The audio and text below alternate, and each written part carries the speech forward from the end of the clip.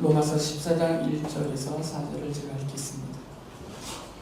여러분은 믿음이 약한 이를 받아들이고 그의 생각을 시비거리로 삼지 마십시오.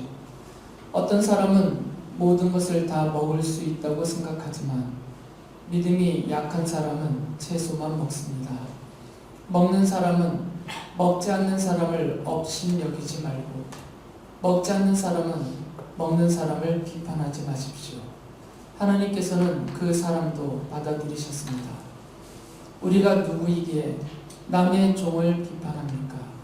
그가 서 있든지 넘어지든지 그것은 그 주인이 상관할 일입니다. 주님께서 그를 서 있게 할 수 있으시니 그는 서 있게 될 것입니다.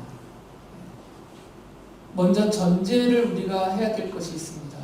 교회로 모이는 성도들의 신앙생활, 교회 공동체 생활을 할 때에는 이게 전제가 되어 있어야 돼요.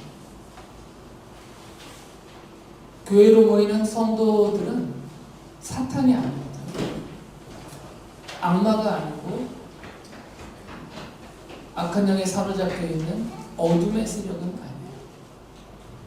물론 교회 안에 그런 어둠의 세력들, 사탄의 세력들이 틈탈 수는 있어요.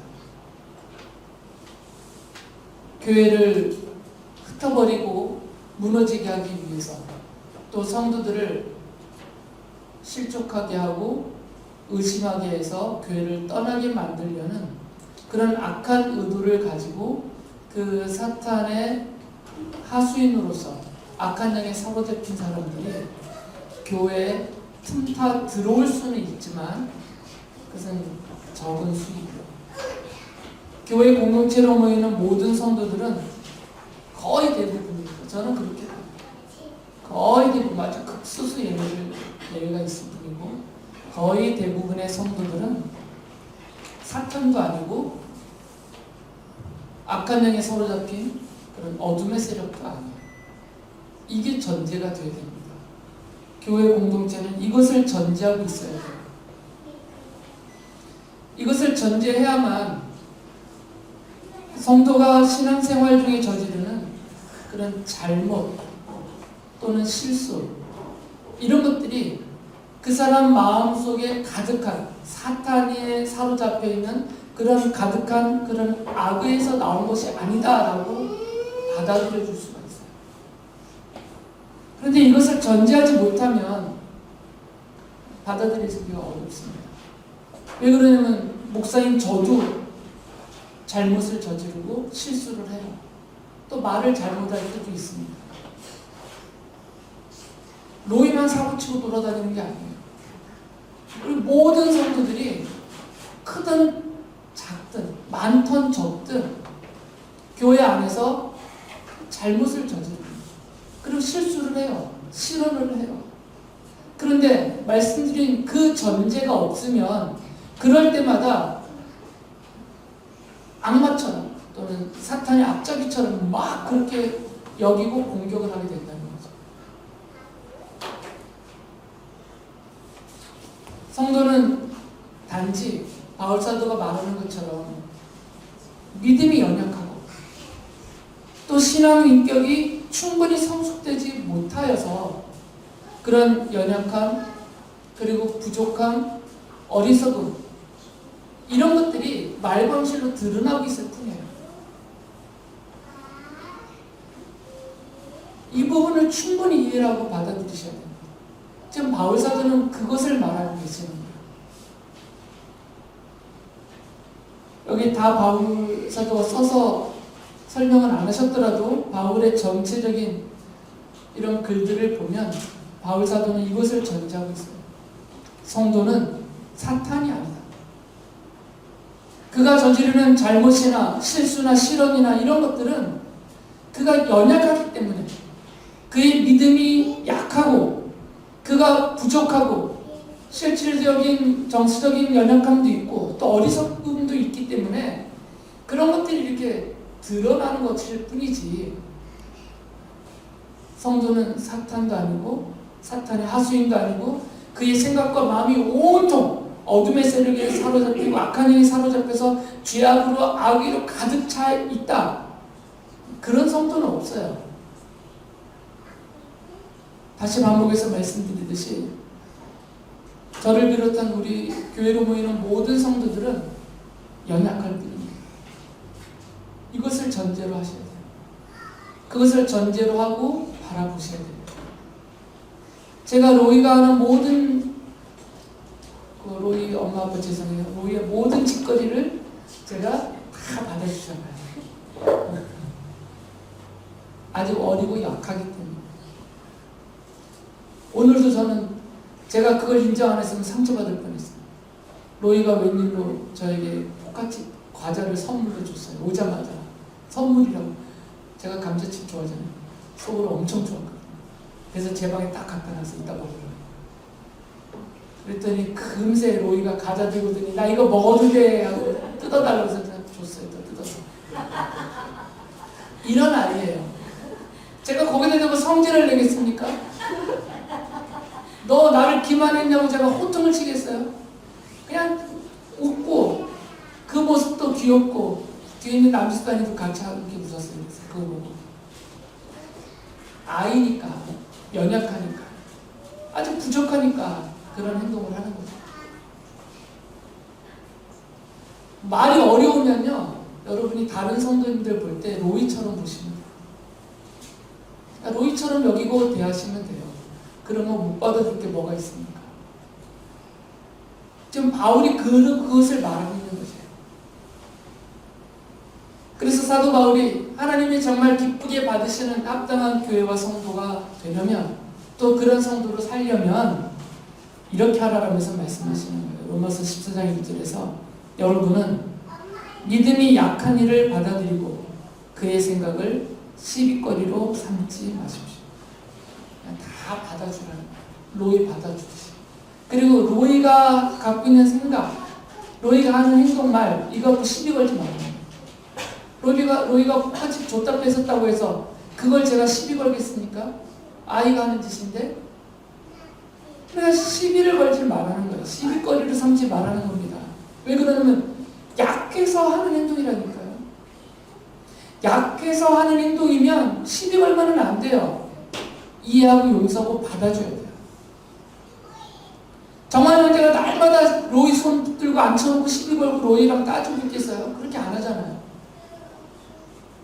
로이 아빠로서 로이가 어리고 연애감을 알기 때문에 시비 안 건단 말이에요. 해성자매 맞죠? 맨날 로이랑 치고받고 싸우고 시비 걸고 그러지 않죠? 그런데 우리는 자꾸 시비를 걸어요.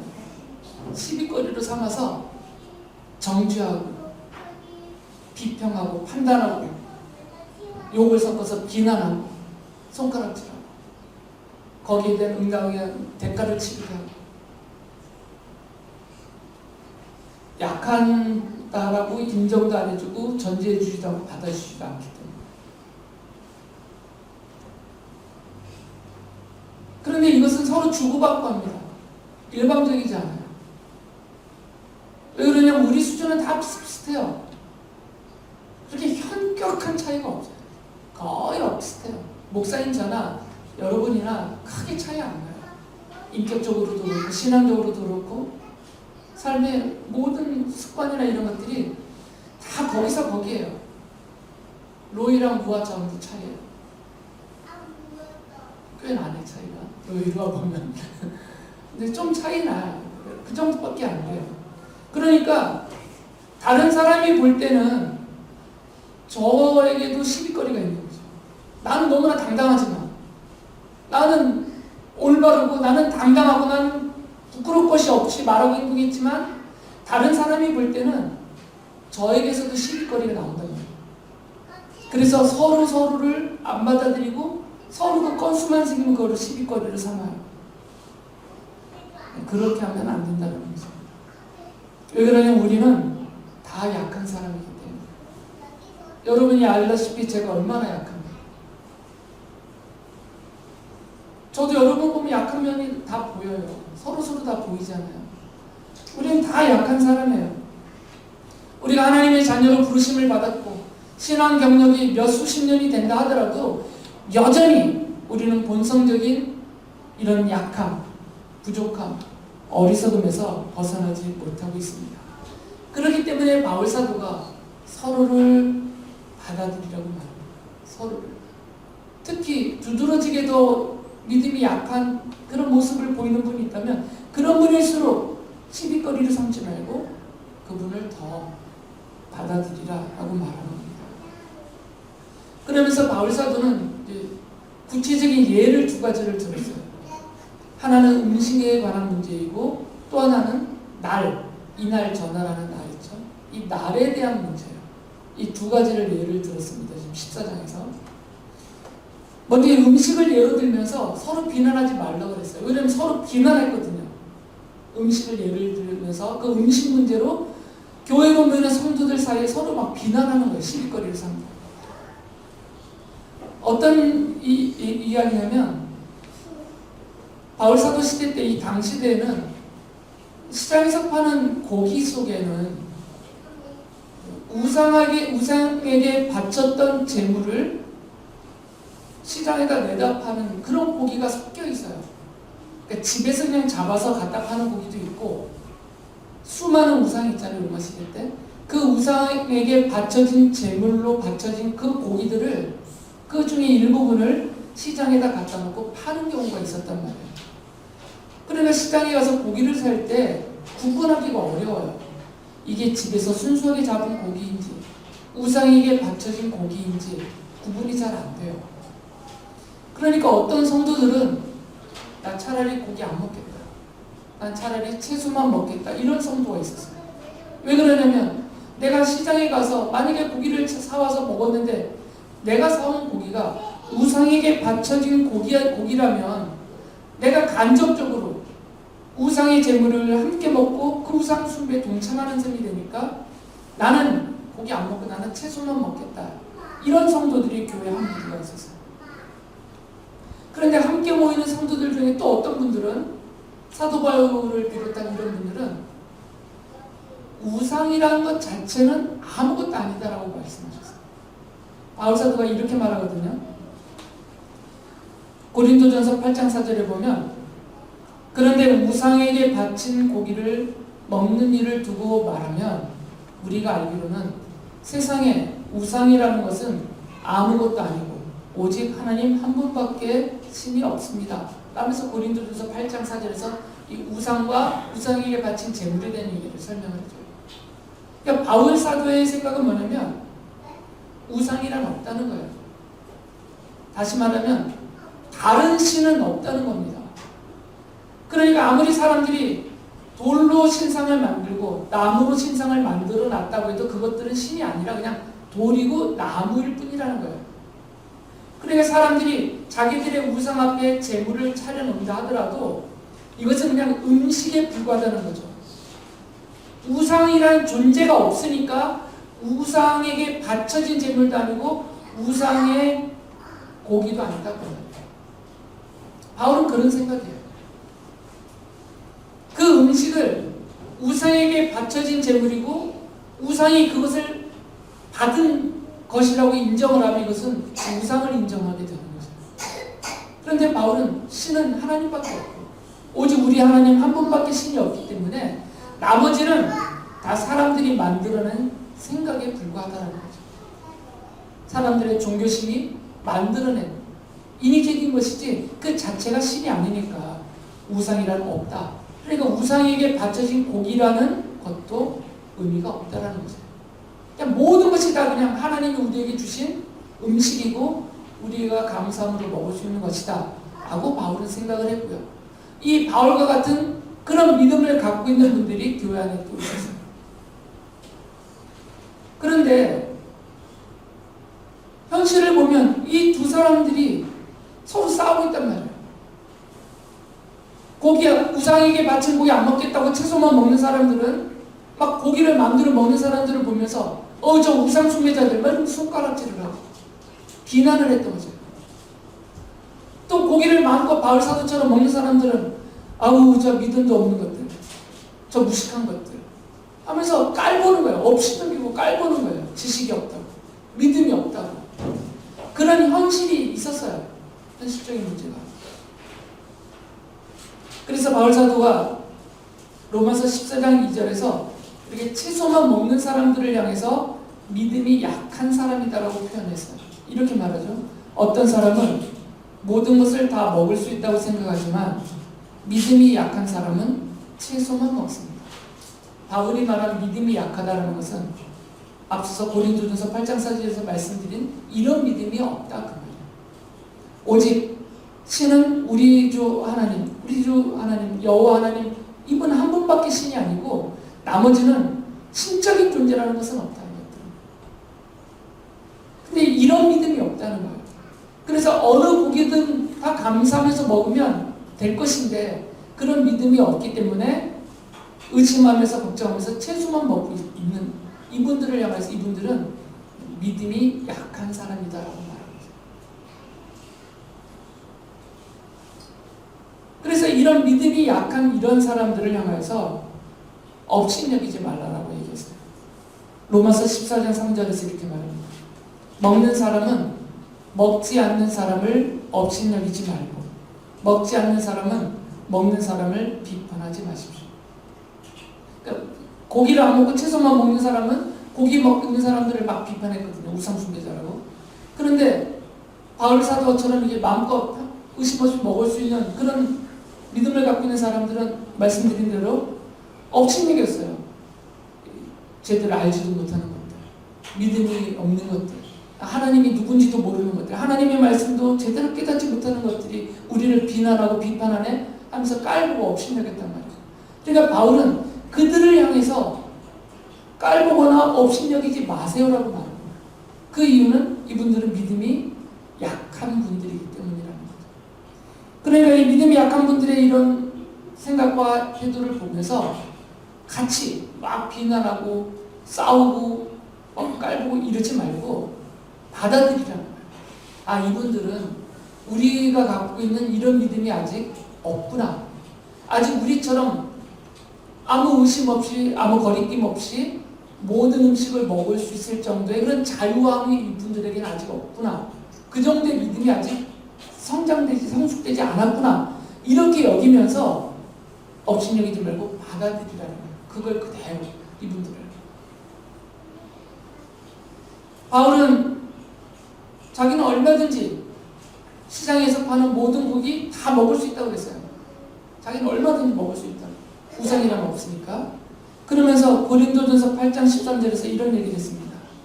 그러므로 음식이 내 형제를 걸어서 넘어지게 하는 것이라면 그가 걸려서 넘어지지 않게 하기 위해서 나는 평생 고기를 먹지 않겠습니다. 바울은 아무 고기나 다 먹을 수 있는 자유하는 믿음이 있는 분이에요. 그런데 바울이 마음껏 아무 고기나 심지어 우상에 바쳐진 제물일 것 같은 그런 고기조차 먹는 모습을 보고 채소만 먹는 이 성도들이 왜 바울 사도가 저런 행동을 하느냐 하면서 의심하고 혼란에 빠지고 또 그것을 비난하거나 정죄하느라고 또 죄를 짓고 이런 일이 발생한다면 바울 사도가 자기의 자유로운 믿음 때문에 그 믿음으로 인한 자유로운 행동 때문에 이 믿음이 연약하신 분들이 혼란에 빠지거나 죄를 범하게 되는 경우가 있다면 나는 이분들을 위해서 평생 고기를 먹지 않겠습니다라고 말합니다. 이게 바울의 자세예요. 이분들을 받아들이는 자세. 너는 비난하려면 하고 욕하려면 욕해라. 믿음 없는 것들아. 나는 내가 마음대로 살란다. 이게 아니고 바울은 그렇게 안 한다는 것. 이거는 받아들이는 자세가 아니니까. 바울은 어느 정도까지 최선을 다해서 받아들였냐면 이분들을 위해서 이분들이 이런 믿음으로 참 자유를 얻는 수준까지 신앙인격이 성장할 때까지 믿음이 강해질 때까지 나는 이분들을 위해서 고기 안 먹겠다. 그게 내 평생에 걸치는 일이라면 나는 평생 동안 고기를 먹지 않겠다라고 말을 했어요. 이게 받아들이는 자세입니다. 또 하나 추가해서 들었던 예는 뭐냐면 날에 대한 이야기예요. 이 당시에 모여있는 성도들 중에 주일을 비롯한 절기들이 있어요. 주일을 비롯한 절기들을 보통의 주간의 다른 날보다 훨씬 중요하게 여겼어요, 이분들은. 그리고 그날을 특별한 날로 여겼습니다. 대표적으로 주님 앞에 함께 성도가 모여서 예배하는 그 예배하는 날이죠. 이날은 다른 날보다 훨씬 중요하게 여겼어요. 그러니까 이날은 더 엄격하게 지켜야 된다 하면서 다른 날들과 좀 다른 모습을 보여야 된다 이렇게 말을 했거든요. 그런데 또 어떤 분들은, 교회 안에 모이는 성도들 중에 어떤 분들은 모든 날이 중요하다, 우리에게. 하나님의 자녀로 이 땅에 사는 우리들에게는 언제 부르심을 받지 모르기 때문에 그게 내일이 될 수도 있고 모레가 될 수도 있기 때문에 우리에게 주어진 모든 날이 다 중요하다. 그러니까 이 모든 날을 중요하게 여기고 경건하게 주님의 자녀로 살아야 된다. 이렇게 주장을 했어요. 또 부딪히는 거죠. 한쪽에서는 아니다. 모든 날이 중요한 게 아니라 모든 날도 중요하긴 중요하겠지만 그러나 예배하는 주일은 더 중요하다. 특별하게 절기를 정해놓고 함께 주님 앞에 감사하고 예배하는 이 절기는 그렇지 않은 날보다 더 중요하다. 이렇게 주장을 해요. 다른 한쪽에서는 우리가 언제 부르심 받을지 모르는데 이런 날에 집착하면 안 된다. 모든 날이 중요하니까 매일매일을 주일처럼 매일매일을 절기처럼 그렇게 살아야 된다. 한쪽에서 이렇게 주장했어요. 서로 의견이 다르니까 이거 가지고 또 서로 시비거리가 됐던 것이죠. 바울은 이 음식 문제 또 날에 대한 문제를 언급하면서 결론적으로 이렇게 말을 해요. 음식을 먹느냐 안 먹느냐, 또 어떤 날을 더 중요하게 여기느냐, 모든 날을 다 더 중요하게 여기느냐, 똑같이 중요하게 여기느냐, 이 모든 것은 성도들이 어떻게 해서든 간에 더 주님을 잘 믿어보려고 하기 때문에 하는 말이고 태도다라는 것이죠. 주님을 믿으려고 하는 열심이 있기 때문에 고기를 안 먹고 채소만 먹겠다는 사람도 주님을 위해서 채소만 먹는다 그 얘기예요. 이 날을 더 중요하게 여기든 모든 날을 중요하게 여기든 그 모든 날을 중요하게 여기는 이유는 뭐냐면 모든 날들, 이날 저날을 다 보면서 그 날들을 더 주님을 위하여 살기로 마음먹기 때문에 그런 생각들을 하는 것이다 라는 거죠. 그래서 성도들은 다 주님을 위하여서 그렇게 하는 것이다 라고 말했어요. 로마서 14장 6절에서 이렇게 말합니다. 어떤 날을 더 존중히 여기는 사람도 주님을 위하여 그렇게 하는 것이요, 먹는 사람도 주님을 위하여 먹으며 먹을 때 하나님께 감사를 드립니다. 그리고 먹지 않는 사람도 주님을 위하여 먹지 않으며 또한 하나님께 감사를 드립니다. 그러니까 다 받아들이라는 거예요. 서로서로 시비거리를 삼지 말고 그 사람의 생각, 그 사람의 말, 그 사람의 행동과 태도를 시비거리로 삼아서 정죄하고 비난하고 공격하지 말고 그냥 로이 보듯이 이렇게 다 받아들이는 거예요. 이해하고 믿음이 약해서 그렇구나, 아직 충분히 성숙하지 못해서 그렇구나, 아직 몰라서 그렇구나, 이제 곧 알게 되겠지, 이런 마음으로 기다려주면서 다 받아주라 그 말이에요.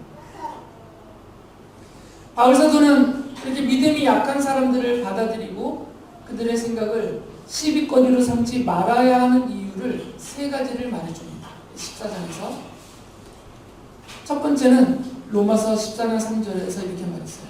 먹는 사람은 먹지 않는 사람을 업신여기지 말고 먹지 않는 사람은 먹는 사람을 비판하지 마십시오. 하나님께서는 그 사람도 받아들이셨습니다. 하나님은 그 믿음이 약한 사람도 받아들이셨어요. 하나님이 받아들이셨는데 왜 네가 안 받아들이려고 하느냐 그 얘기예요. 하나님이 괜찮다고 하는데 왜 네가 난리냐 이 말이죠. 바울 사도. 로마서 14장 15절에서는 이렇게 말씀하셨어요. 그대가 음식 문제로 형제 자매의 마음을 상하게 하면 그것은 이미 사랑을 따라 살지 않는 것입니다. 음식 문제로 그 사람을 망하게 하지 마십시오. 그리스도께서 그 사람을 위하여 죽으셨습니다. 예수 그리스도가 그 믿음이 약한 내가 시비거리를 삼아서 비난하고 정죄하고 조롱하고 업신여기는 그 사람을 위해서 죽어주셨고 하나님은 그 사람을 하나님의 자녀로 기뻐하시면서 받아주셨는데 왜 네가 안 받아들이냐? 왜 네가 조롱하고 비난하고 업신여기냐? 그 말. 이게 첫 번째 이유입니다. 두 번째는 로마서 14장 4절에서 이렇게 말해요. 우리가 누구이기에 남의 종을 비판합니까? 그가 서 있든지 넘어지든지 그것은 그 주인이 상관할 일입니다. 주님께서 그를 서 있게 할 수 있으시니 그는 서 있게 될 것입니다. 우리가 시비 삼고 업신여기고 비난하고 공격하는 바로 그 성도는 주님의 것이다 그 말이에요. 주님의 것, 주님의 종이라 그 말이에요. 어떤 잔치 자리에 주인들이 잔치에 참여할 때 종들이 함께 따라오거든요. 그러면 자기의 종을 여기 서 있으라, 아니면 너는 저기 앉아 있어라, 아니면 너는 뒤에 가서 편하게 쉬어라. 이거는 그 종의 주인의 권한이에요. 그 주인의 친구가 야, 네 종 왜 세워놨느냐 여기다가, 야, 너 왜 네 종은 저 가서 편히 누워서 쉬라고 하느냐, 시비 걸 수가 없다는 거예요. 자기의 종이 아니니까, 자기의 것이 아니니까. 우리가 시비 걸고 있는, 우리가 정죄하고 비난하고 있는 그 성도는 내 것도 아니고요, 사람의 것이 아니에요. 우리 주님의 것이라는 거죠. 바울 사도의 견해예요. 왜 주님의 것인데 함부로 이르래 저르래 하느냐 그 말이죠. 로마서 14장 8절에서 이렇게 말해요. 우리는 살아도 주님을 위하여 살고 죽어도 주님을 위하여 죽습니다. 그러므로 우리는 살든지 죽든지 주님의 것입니다. 우리 모든 성도가 다 주님의 것이에요. 그러니까 어떤 성도를 향해서 업신여긴다면, 또는 그를 향해서 비난하고 공격하고 욕한다면 그의 주인 대신 우리 주님을 업신여기고 비난하는 셈이 됩니다. 그러니까 그냥 다 받아들이라고 해요. 세 번째는 로마서 14장 10절에서 이렇게 말씀하셨어요. 그런데 어찌하여 그대는 형제나 자매를 비판합니까? 어찌하여 그대는 형제나 자매를 업신여깁니까? 우리는 모두 다 하나님의 심판대 앞에 서게 될 것입니다. 이어서 14장 12절에서는 이렇게 말했어요. 그러므로 우리는 각각 자기 일을 하나님께 사실대로 아뢰어야 할 것입니다. 이게 세 번째 일입니다. 다른 사람 흉볼 시간이 없다고 합니다. 왜 그러냐면 모든 사람들은 다 하나님 앞에 서게 될 겁니다. 이 땅을 떠날 때. 물론 살아서도 책망을 받을 수도 있지만 최종적으로는 우리가 이 땅을 떠나서 주님 앞에 서게 될 것이에요. 주님 앞에 서게 되면 바울 사도가 말했어요. 각각 자기 일을 하나님께 아뢰어야 할 것이다. 내가 이 땅에서 어떻게 살았는지, 내가 이 땅에서 주님의 은혜를 입고 하나님의 자녀가 되었는데 그 하나님의 자녀로서 나는 어떻게 살았는지 주님 앞에 다 내가 아뢰게 될 날이 온다. 그럼 주님 앞에 서서 주님 앞에 각각 자기의 일을 아뢰야 되는데, 거기서 하나님 사실은요, 김 집사가 어쩌고요, 박 집사가 어떻고요, 이경욱은 저랬고요, 김찬희는 저랬고요, 이렇게 못한다는 얘기예요. 하나님 앞에서 자기 얘기밖에 못해요. 우리가 그런 존재라는 거죠. 우리는 다 하나님의 심판대 앞에 서게 되고 그 앞에서 나의 삶을 하나님 앞에 다 인정하고 드러내야 돼요. 그래야만 하나님이 이런 죄악 가운데 살았던 나를 얼마나 큰 사랑으로 용서해 주셨는지, 예수님의 십자가의 보혈이 얼마나 큰 은총인지를 깨닫게 되는 거거든요.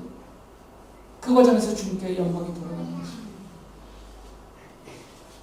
근데 왜 지금 너는 어떻고 쟤는 어떻고 이러고 있냐고요. 지금 자기를 추스리기도 모자라요. 우리는. 왜냐면 내가 하나님 앞에 서야 되거든요. 그리고 하나님 앞에 서면 다 이야기해야 돼요. 나의 삶에 대해서. 그러면 지금 우리는 어디에다가 집중해야 되냐면 내 삶에 집중해야 되는 거죠. 내가 정신 차리고 내가 하나님의 자녀로, 하나님의 백성으로, 하나님이 기쁘시게 받으실 만한 합당한 성도로 살고 있느냐, 어떻게 되느냐, 여기에 집중해야 돼요. 다른 사람 시비 걸 틈이 없다는 얘기예요. 시간도 모자라고.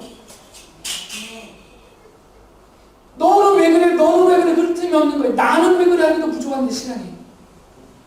바울 사도가 그래서 시비거리를 삼아서 시비 걸지 말고 업신여기지 말고 서로 받아들이시라고요. 서로.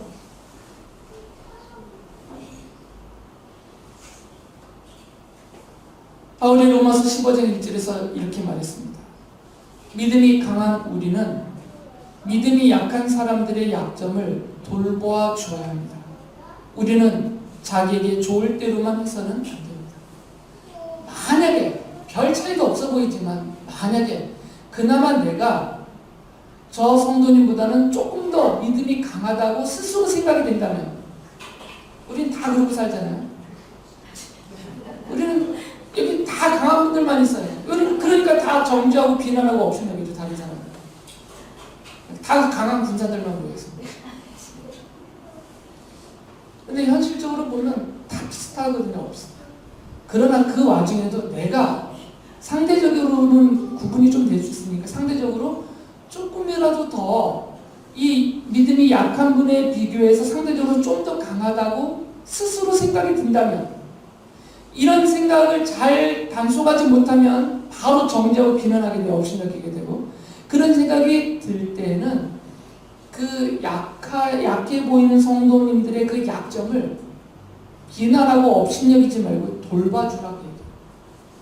오히려 만약에 약해 보이면 약한 거니까 돌봐줘야 되잖아요. 부족하니까 채워줘야 되고, 그러면 돌봐주고 채워줘야지 이분이 강해질 거 아니에요. 약한데 너 왜 약하냐고 계속 지적질하면 이분이 어떻게 강해지겠어요? 죽어라 하는 것밖에 안 되지. 그러니까 자기에게 좋을 대로만 하지 말라는 얘기예요. 내 성질대로면, 내 마음대로라면, 내가 주님의 입장에서 생각해 보면 이렇게 저렇게 하고 싶지만 그건 자기 좋을 대로 하는 거예요. 그런 변명과 핑계대지 말고 자기 좋을 대로 하지 말라는 거예요. 돌봐주라는 거죠. 채워주고 돌봐주고. 우리는 바울의 이 자세를 알고 있습니다. 바울이 어떻게 살았는지를 알고 있어요. 바울은 자신의 삶을 이렇게 고린도 교회에 편지를 써버리면서 이야기를 했습니다. 고린도전서 9장 22절에 보면 믿음이 약한 사람들에게는 약한 사람들을 얻으려고 약한 사람이 되었습니다. 나는 모든 종류의 사람에게 모든 것이 다 되었습니다. 그것은 내가 어떻게 해서든지 그들 가운데서 몇 사람이라도 구원하려는 것입니다. 만약에 믿음이 약한 사람들이 있다면 나는 그들을 정죄하고 조롱하고 업신여기고 비난하지 않고 그들처럼 했다라는 거예요. 그들과 같이 되었다라는 거죠. 그 얘기는 뭐겠어요? 받아들였다는 거예요. 그분들을 받아들여서 그분들의 자리까지 내려가서 돌봐주고 채워주고 이끌어주면서 강한 믿음의 사람으로 장성할 수 있도록 돌봐주었다는 거죠. 이유는 무엇이냐? 그 사람들 중에 몇 사람이라도 더 구원하기 위해서, 더 하나님의 자녀답게 살도록 이끌어주기 위해서 자신은 그렇게 살았다는 것입니다. 바울의 가르침과 바울의 삶을 우리는 본받아야 됩니다. 여지껏 우리가 어떻게 살았든지 그거 다 지워버리셔도 돼요. 서로서로. 그동안 제가 나한테 몇 번이나 이 짓을 했는데 이런 거 다 기록하지 마세요. 마음과 생각에 새겨두지 마시고 다 지워버리세요. 그리고 이제는 이 말씀으로 좀 새롭게 우리를 바꾸셔야 돼요. 우리는 다 연약합니다. 아무리 내가 믿음이 강하다고 생각하지만 사실은 우리도 여전히 믿음이 약한 자들이에요. 그러니까 서로서로 받아들이고 서로 그 연약함에서 나오는 실수, 연약함에서 나오는 그 잘못들, 이거를 시비거리로 삼아서 그거 가지고 업신여기거나 비난하거나 정죄하거나 욕하거나 공격하지 말고, 우리 주님이 우리에게 하셨던 것처럼, 그리고 그 주님의 사랑을 전하고 있는 사도 바울이 예수 그리스도의 십자가의 사랑을 실천하며 보여준 것처럼 받아들이고 돌봐주고 채워주고 함께 주님이 기쁘게 받으시는 그런 합당한 성도와 교회가 되도록 힘을 써야 될 것입니다. 이런 우리를 불쌍히 여겨주시는 주님의 마음이 우리 안에 가득 있어서 여전한 우리를 멸시하지 않고 오히려 불쌍히 여겨주시고 돌봐주시는 주님의 그 사랑과 은혜가 우리 안에 가득 채워져서 우리도 이 믿음으로 이 사랑을 실천하는 그런 하나님이 기쁘게 받으시는 합당한 성도들, 그 합당한 교회가 될 수 있기를